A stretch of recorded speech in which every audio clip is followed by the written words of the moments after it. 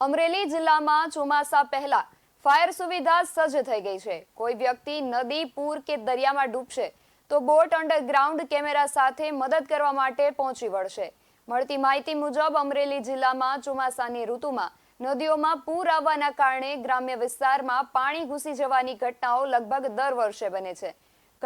વાડી વિસ્તારમાંથી આવતા લોકો, વાહન ચાલકો પૂરમાં તણાઈ જવાની ઘટનાઓ પણ લગભગ દર વર્ષે સામે આવતી હોય છે। ભૂતકાળમાં અનેક વખત વાવાઝોડા અને તોફાની વરસાદમાં કોઈ મોટી સુવિધાઓ અત્યાર સુધી અમરેલી જિલ્લામાં ન હતી, ત્યારે આ વર્ષે આ સમસ્યાની સામે લડવા ફાયર વિભાગની ટીમ તૈયાર છે।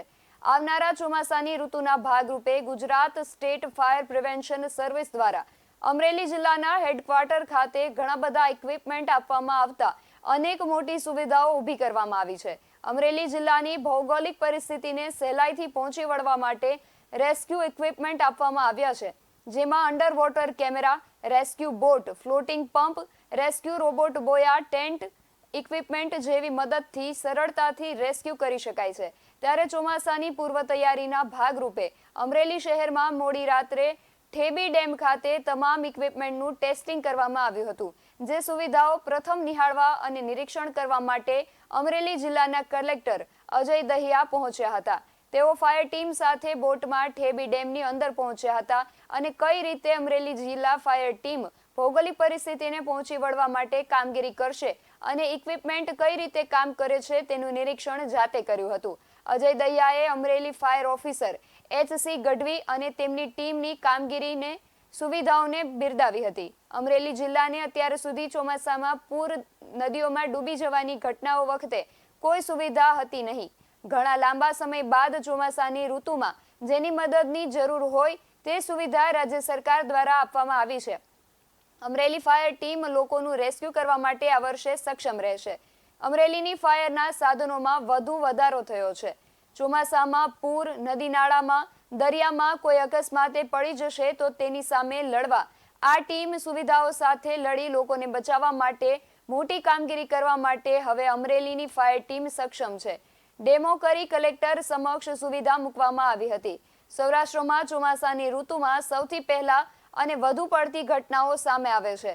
નદીઓ ગાંડીતુર બની ઘોડાપૂરની સ્થિતિઓ વર્ષોથી સામે આવે છે, ત્યારે આ સુવિધાઓ આ વર્ષે ખરા અર્થમાં લોકોને મદદ કરશે।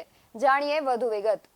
હાલમાં Gujarat state fire prevention service દ્વારા 32 જિલ્લાઓના હેડક્વાર્ટર વડામથક ખાતે ફાયર એન્ડ ઇમરજન્સી સર્વિસને સુદૃઢ અને અત્યાધુનિક બનાવવાનો એક ઉદ્દેશથી વોટર રેસ્ક્યુની ઘણા બધા ઇક્વિપમેન્ટની ભેટ આપવામાં આવી છે।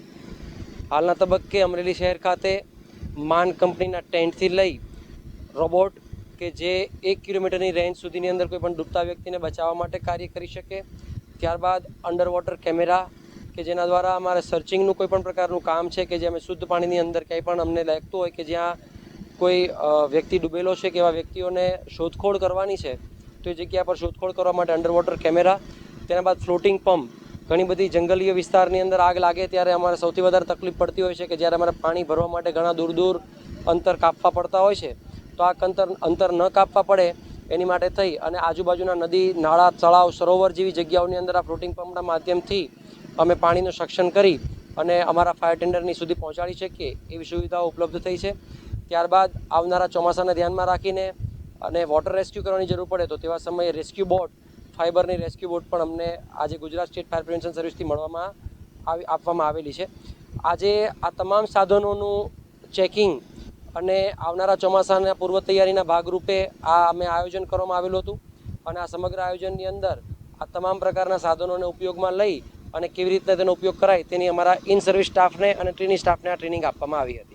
Gujarat state fire prevention services દ્વારા નગરપાલિકાની ફાયર ટીમ્સને જે ઇક્વિપમેન્ટ આપ્યા છે એનું આજે ઠેબી ડેમ ખાતે એક ડેમો રાખવામાં આવેલ છે। એમાં કોઈ પણ એવી એમરજન્સી થાય અને ફાયર ડિપાર્ટમેન્ટને રેસ્પોન્સ કરવું પડે એના માટે એક કંટ્રોલ રૂમની વ્યવસ્થા, કોઈ પર્સન પાણીમાં ડૂબી જાય એના માટે એક રિમોટ કંટ્રોલ બોય એનું પણ ડેમોન્સ્ટ્રેશન રાખવામાં આવ્યું। દરિયામાં અથવા બીજા કોઈ લેકમાં આવી એમરજન્સી થાય એને રેસ્પોન્સ કરવા માટે એક પ્લાસ્ટિક ટ્રાન્સપોર્ટેબલ બોટ છે એ પણ સ્ટેટ ગવર્મેન્ટ દ્વારા આપવામાં આવી છે। આ એમરજન્સીની જે તમામ વ્યવસ્થાઓ છે જે અગાઉ અમરેલી નગરપાલિકા પાસે ન હતી, આજે આ પ્રકારે સ્ટેટ ગવર્મેન્ટ તરફથી મળી છે અને કોઈ પણ આવી પ્રકારની ઘટના બને તો ફાયર ડિપાર્ટમેન્ટ હવે રેસ્પોન્ડ કરવા માટે સંપૂર્ણપણે સક્ષમ છે. BS9 TV ન્યૂઝ સાથે જૈનિક સોજિત્રા, અમરેલી.